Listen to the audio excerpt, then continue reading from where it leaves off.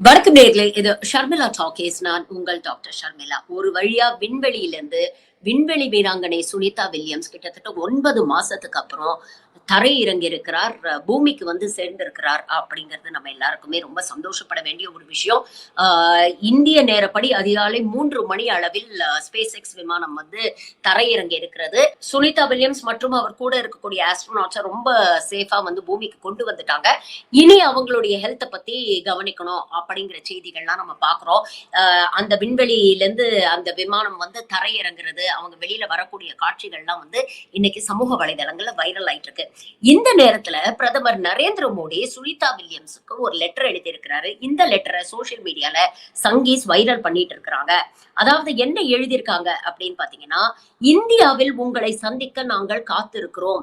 1000 மைல்களுக்கு அப்பால் நீங்கள் இருந்தாலும் எங்கள் இதயத்துக்கு நெருக்கமாவே நீங்கள் இருக்கின்றீர்கள். நீங்கள் ஆரோக்கியமாக இருக்கவும் இந்த மிஷனில் வெற்றி அடையவும் இந்தியர்கள் பிரார்த்திக்கிறார்கள். பூமிக்கு திரும்பும் உங்களை இந்தியாவில் சந்திக்க நாங்கள் ஆவலுடன் காத்திருக்கிறோம் அப்படின்னு பிரதமர் நரேந்திர மோடி சுனிதா வில்லியம்ஸ்க்கு ஒரு லெட்டர் எழுதியிருக்கிறாரு. ஆனா இந்த லெட்டரை படிக்கக்கூடிய சுனிதா வில்லியம்ஸ் உண்மையிலேயே சந்தோஷப்படுவாங்களா இல்ல காரி துப்புவாங்களா அப்படிங்கிற ஒரு கேள்விய இன்னைக்கு சமூக வலைதளத்துல பல பேர் எழுப்பிட்டு இருக்கிறாங்க. இதற்கு ஒரு முக்கியமான காரணம் இருக்கு. சுனிதா வில்லியம்ஸ் குஜராத்தை சேர்ந்தவர் அப்படிங்கிறது பல பேருக்கு தெரிஞ்சிருக்க வாய்ப்பில்லை. இன்னொரு முக்கியமான விஷயம் என்ன அப்படின்னு பாத்தீங்கன்னா, முன்னாள் பாஜக தலைவரான ஹரேன் பாண்டியாவுடைய கசின் தான் இந்த சுனிதா வில்லியம்ஸ். ஹரேன் பாண்டியா யாரு அப்படிங்கிற விவரத்துக்கு நான் வரேன். ஹரேன் பாண்டியா நரேந்திர மோடிக்கு முன்னால கேஷுபாய் பட்டேல் அப்படின்னு பாஜகவின் முதலமைச்சராக இருந்தார் இல்லையா? அப்போ கேஷுபாய் பட்டேலுடைய அமைச்சரவையில் உள்துறை அமைச்சராக இருந்தவர் தான் இந்த ஹரேன் பாண்டியா. அதுக்கப்புறம் கேஷுபாய் பட்டேலுக்கு அடுத்து நரேந்திர மோடி முதலமைச்சர் ஆனோன்னு அவருடைய கேபினெட்ல minister of state for revenue, அதாவது வருவாய்த்துறையுடைய இணை அமைச்சராக இந்த ஹரேன் பாண்டியா நியமிக்கப்பட்டார். ஆரம்பத்துல இருந்தே ஹரேன் பாண்டியாவுக்கும் நரேந்திர மோடிக்கும் டக் ஆஃப் வார் தான் நடந்துட்டு இருந்தது. 2 பேருக்கும் வந்து ஆகாது. 2 பேருமே ரொம்ப பவர்ஃபுல்லா இருந்தாங்க. கேஷுபாய் பட்டேலுக்கு அப்புறம் ஹரேன் பாண்டியா தான் வந்து முதலமைச்சர் கேண்டிடேட்டா இருப்பாரு அப்படின்னு நிறைய பேர் பாஜகவுக்குள்ள RSS குள்ளேயே நினைச்சாங்க. ஆனா திடீர்னு நரேந்திர மோடி வந்து கேண்டிடேட்டா அனௌன்ஸ் செய்யப்பட்டது. அதுக்கப்புறம் அவர் முதலமைச்சர் ஆனதெல்லாம் ஹரேன் பாண்டியாவுக்கு ஒரு பெரிய அதிருப்தியை ஏற்படுத்துச்சு அப்படிங்கிறது நல்லாவே தெரியும். இன்ஃபேக்ட் மோடியோடைய அமைச்சரவையில இவருக்கு minister of state for revenue கொடுத்ததுக்கு அப்புறம் கூட நீங்க பாத்தீங்கன்னா 2002ல குஜராத் கலவரங்கள் நடக்குது. இந்த குஜராத் கலவரங்கள்ல மோடிக்கு எதிரான ஒரு முக்கியமான சாட்சியமா மாறுறாரு இந்த ஹரேன் பாண்டியா. அதாவது அவரும் சஞ்சீவ் பட் அப்படிங்கிற ஒரு போலீஸ் ஆபீசர், இவங்க 2 பேரும் தான் முக்கியமான சாட்சியிட சொல்லியிருக்கிறாங்க. அதாவது இந்த குஜராத் ரயட்ஸ் எல்லாம் நடந்தது இல்லையா? அதுக்கப்புறம் நடந்த இன்வெஸ்டிகேஷன்ல பாத்தீங்கன்னா அவங்க சொல்றாங்க, இந்த குஜராத்ல இந்த ரயில் எரிப்பு சம்பவம் நடந்ததுக்கு அப்புறம் ஒரு முக்கியமான மீட்டிங்கை வந்து அன்றைய முதலமைச்சர் நரேந்திர மோடி கூட்டினாரு. இது வந்து பிப்ரவரி 27, 2002 இந்த மீட்டிங் நடந்தது. இந்த மீட்டிங்ல நானும் இருந்தேன் அப்படின்னு ஹரேன் பாண்டியா சாட்சியுமே கொடுத்திருக்கிறார். இந்த மீட்டிங்ல நானும் இருந்தேன். அப்போ இந்த மீட்டிங்ல நரேந்திர மோடி ரொம்ப தெளிவாக அங்க இருக்கக்கூடிய சீனியர் போலீஸ் அபிஷியல்ஸ், மத்த கேபினெட் மினிஸ்டர்ஸ் எல்லாம் என்ன சொன்னாரு அப்படின்னு பாத்தீங்கன்னா, நடந்த சம்பவத்துக்கு ஹிந்துக்கள் கொந்தளிக்கிறாங்கன்னா அவங்க கொந்தளிக்கட்டும், அவங்க கோபத்தை காட்டட்டும், நீங்க யாரும் எதுவும் தலையிடாதீங்க, அதை காட்ட அனுமதி கொடுங்கள் அப்படின்னு சொல்லி வேணும்ட்டே வன்முறையை தூண்டி விட்டதாக ஹரேன் பாண்டியா நரேந்திர மோடிக்கு எதிராக சாட்சியமே கொடுத்திருக்கிறாரு.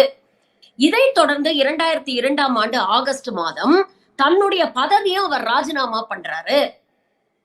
அதற்கப்புறம் பாத்தீங்கன்னா கிட்டத்தட்ட 1 வருஷத்துக்கு அப்புறம் 2003 வாக்கிங் போயிட்டு வந்த ஹரேன் பாண்டியாவை ஆளை வச்சு கொல்றாங்க, அசாசினேட் பண்றாங்க.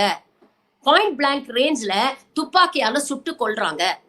வாக்கிங் போனவர் வீட்டுக்கு வரலையே அப்படின்னு குடும்பத்தினர் கவலைப்பட்டு அவரோட அசிஸ்டன்ட் அனுப்பி பார்த்தோன்னதான் கிட்டத்தட்ட இறந்து போயே 2 மணி நேரத்துக்கு மேல ஆகுது அப்படிங்கிற தகவல் தெரியுது.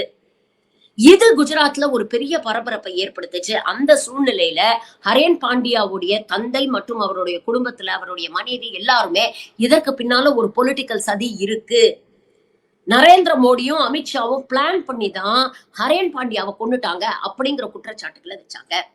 சுனிதா வில்லியம்ஸ்க்கும் ஹரேன் பாண்டியாவுக்கும் எப்படிப்பட்ட உறவு அப்படின்னு நீங்க பாத்தீங்கன்னா, சுனிதா வில்லியம்ஸோடைய அப்பா தீபக் பாண்டியா, இவர் ஒரு பிரபல மருத்துவர். இவர் 1960களிலே அமெரிக்கால போய் செட்டில் ஆகி அங்கே ஸ்லோவேனியாவை சேர்ந்த ஒரு பெண்ணை திருமணம் செய்து கொள்கிறார்.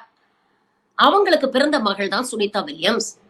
சுனிதா அங்கேயே வேலை செய்யக்கூடிய ஒரு வெள்ளைக்காரரான ஒரு போலீஸ் ஆபீசர் மிஸ்டர் வில்லியம்ஸ கல்யாணம் பண்ணிட்டு அங்கேயே செட்டில் ஆயிடுறாங்க.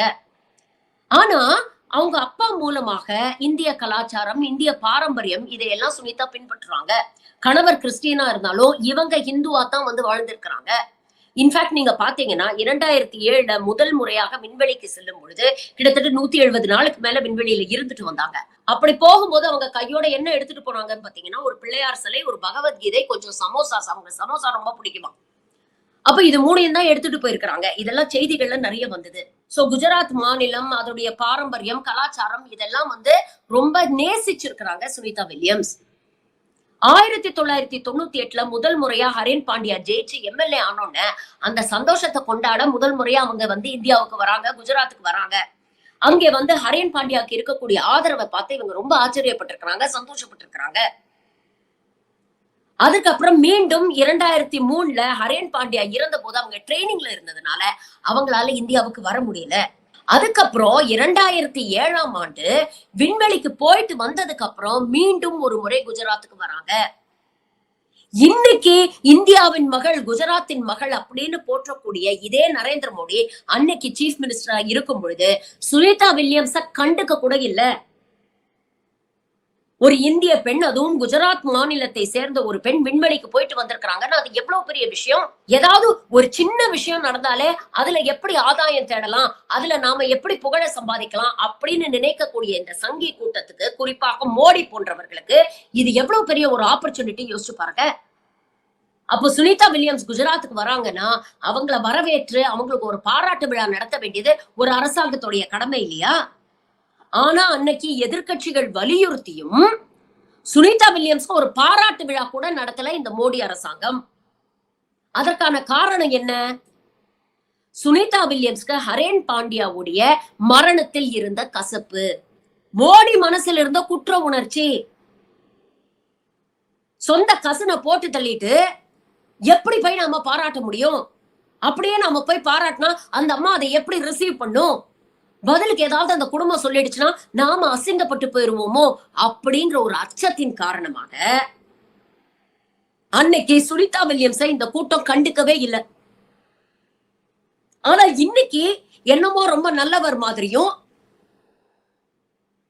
அப்படியே சுனிதா வில்லியம்ஸ் உடைய சாதனைகள்ல பூரிச்சு போறவர் மாதிரியும் சுனிதா வில்லியம்ஸ்க்கு லெட்டர் எழுதியிருக்கிறாரு பிரதமர் நரேந்திர மோடி. சுனிதா வில்லியம்ஸ் உடைய தந்தையும் ஹரேன் பாண்டியாவுடைய தாயாரும் கூட பிறந்தவர்கள். அவ்வளவு நெருங்கிய ஒரு சொந்தம். தன் சொந்த சகோதரரை போல் ஹரேன் பாண்டியாவை பார்த்திருக்கிறார் சுனிதா வில்லியம்ஸ். அவருடைய மரணத்தில் ஏகப்பட்ட சந்தேகங்கள் இருக்குன்னு இன்னைக்கு வரைக்கும் அந்த குடும்பம் பேசிக்கிட்டு இருக்கு. என்னதான் கோர்ட்டுகளை இன்ஃபுளுன்ஸ் பண்ணி நரேந்திர மோடியும் அமித்ஷாவும் குற்றமற்றவர்கள் அப்படின்னு சொன்னாலும் உண்மை என்ன அப்படிங்கிறது இங்க இருக்கக்கூடிய நாட்டு மக்களுக்கு தெரியும். இவர்கள் உண்மையிலே நிரபராதியாக இருந்திருந்தாங்கன்னா அன்னைக்கு சுனிதா வில்லியம்ஸ்க்கு பாராட்டு தெரிவிச்சிருக்கணும் இல்லையா? அன்னைக்கு ஏன் தெரிவிக்கல? அன்னைக்கு ஏன் அவ்வளவு அச்சம்? சரி, பிபிசி டாக்குமெண்ட்ரி வந்ததே, உண்மையிலேயே நீங்க நிரபராதி அப்படின்னா ஏன் அந்த டாக்குமெண்ட்ரியை பார்த்து பயப்பட்டீங்க? எதற்காக இந்தியாவில் அதை பேன் பண்ணீங்க? எதுக்காக இடி ஐடின்னு பிபிசி மேல ஒரு ரெய்டு விட்டீங்க? குற்றமுள்ள நெஞ்சுதான் குறுகுறுக்கும் அப்படின்னு சொல்லுவாங்கல்ல, அதுதான் காரணம். இன்னைக்கு எதுவுமே நடக்காதது போல் அந்த அம்மா 280 நாள் கிட்டத்தட்ட 9 மாசமா விண்வெளியில மாட்டிட்டு இருக்காங்க.